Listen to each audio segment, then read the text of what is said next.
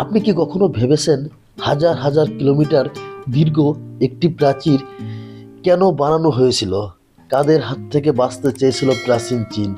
কেন এই প্রাচীর বানাতে গিয়ে প্রাণ গেছে লক্ষ লক্ষ মানুষের? কি এমন শক্তি, কি এমন ইতিহাস আছে যার কারণে একে বলা হয় পৃথিবীর সপ্তম আশ্চর্যের একটি? এটা কি শুধুই ইট পাথরের দেয়াল, নাকি এর ভেতরে লুকিয়ে আছে যুদ্ধ, রক্ত, কৌশল আর সভ্যতার গল্প? চলুন আজকে আমরা ঢুকে পড়ি চীনের প্রাচীরের সেই বিস্ময়কর ইতিহাসে মূল আলোচনায়। চীনের প্রাচীর নির্মাণ শুরু হয় আজ থেকে প্রায় 2300 বছরেরও বেশি আগে।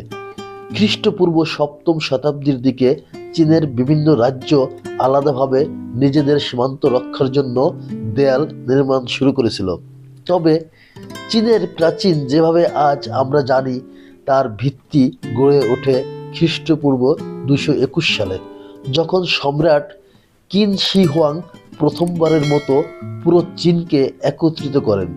তখন উত্তর দিক থেকে বারবার আক্রমণ চালাতো যাযাবর জাতিগোষ্ঠী, বিশেষ করে হুন ও মঙ্গল যোদ্ধারা।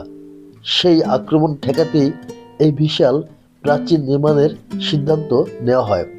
এই প্রাচীরের মূল উদ্দেশ্য ছিল সামরিক প্রতিরক্ষা। এটি শুধু একটি দেয়াল নয়, বরং একটি পূর্ণাঙ্গ প্রতিরক্ষা ব্যবস্থা। প্রাচীরের উপর নজরদারি টাওয়ার, সৈন্যদের জন্য ব্যারাক, সংকেত দেওয়ার ব্যবস্থা ছিল। আগুন বা ধোঁয়ার মাধ্যমে দূরের সেনাদের সতর্ক করা হতো, ফলে শত্রু আসার খবর দ্রুত রাজধানী পর্যন্ত পৌঁছে যেত। চীনের প্রাচীর কেন এতটা বিখ্যাত তার কারণ শুধু এর দৈর্ঘ্য নয়, বরং এর প্রতীকী গুরুত্ব। এটি চীনা সভ্যতার শক্তি, ঐক্য এবং আত্মরক্ষার প্রতীক। শত শত বছর ধরে বিভিন্ন রাজবংশ হান, সুই, তাং এবং বিশেষ করে মিং রাজবংশ এই প্রাচীরকে সম্প্রসারণ ও শক্তিশালী করে।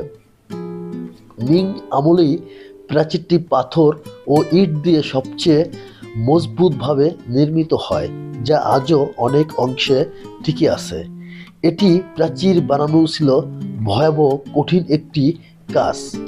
পাহাড়, মরুভূমি, নদী, দুর্গম অঞ্চল সব জায়গা পেরিয়ে প্রাচীর তুলতে হয়েছে। সেই সময় আধুনিক যন্ত্রপাতি ছিল না, শ্রমিক ছিল সৈন্য, কৃষক, বন্দী ও সাধারণ মানুষ। ইতিহাসবিদদের মতে লক্ষ লক্ষ মানুষ এই নির্মাণ কাজে মারা যায়। অনেককে প্রাচীরের কাছেই কবর দেওয়া হয়েছিল, তাই একে কখনো কখনো বলা হয় দীর্ঘতম কবরস্থান। চীনের প্রাচীর মোট দৈর্ঘ্য প্রায় 21,196 কিলোমিটার। এটি পৃথিবীর সবচেয়ে দীর্ঘ মানব নির্মিত স্থাপনা।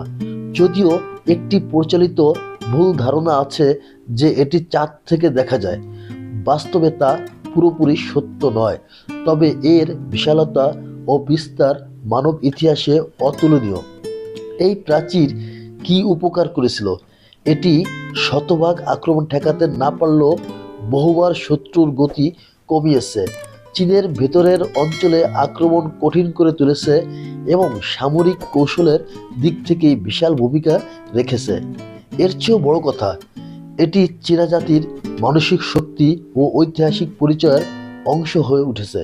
এই কারণে চীনের প্রাচীর শুধু একটি স্থাপনা নয়, এটি ইতিহাসের জীবন্ত সাক্ষী। যুদ্ধ আর শান্তি, শ্রম আর আত্মত্যাগ, ক্ষমতা আর টিকে থাকার লড়াই, সব কিছুর ছাপ রয়েছে এই দেয়ালের প্রতিটি ইটে।